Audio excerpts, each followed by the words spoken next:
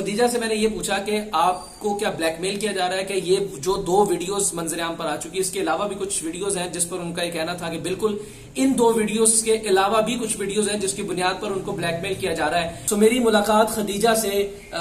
थाना कोतवाली विमेन का जो पुलिस स्टेशन है वहां पर मेरी उस बच्ची से मुलाकात हुई और वहां पर जो मेरी और उसकी कन्वर्सेशन हुई उसके मुताबिक उन्होंने मुझे बताया, जब मैंने उनसे सवाल किया कि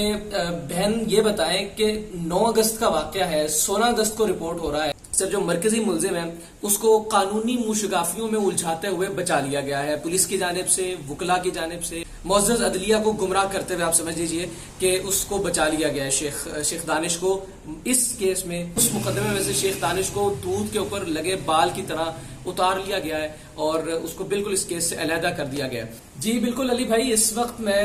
रात गए तकरीबन इस वक्त 11 साढ़े 11 का टाइम है। अब मैं घर पहुंचा हूं। मैं तकरीबन सुबह 10 बजे से निकला हूं। मैं आरपीओ ऑफिस गया,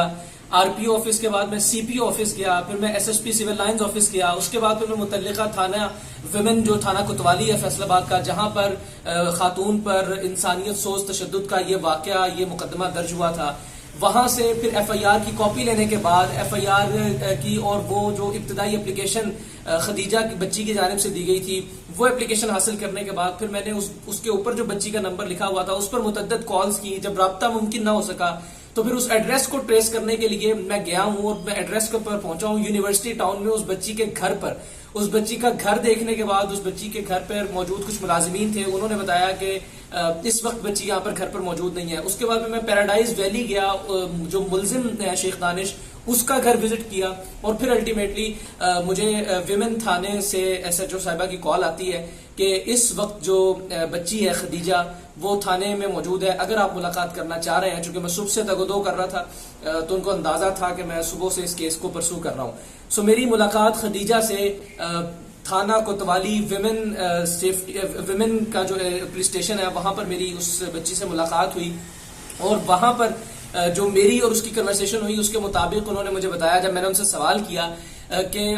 बहन ये बताएं कि 9 अगस्त का वाकया है, 16 अगस्त को रिपोर्ट हो रहा है और इस वक्त जो 3 मरकजी मुलजिमान हैं यानी शेख दानिश के बाद उसकी बेटी अना दानिश और अना दानिश के बाद वो माहम अल्टीमेटली जो खातून है जो इस वक्त गिरफ्तार है और उसकी तस्वीर भी आप अपनी स्क्रीन पर देख सकते हैं। इन तीनों में से एक मरकजी मुलजिम गिरफ्तार हो चुका हुआ है जिसके हवाले से कहा जा रहा है कि मुबैना तौर पर वो बीवी है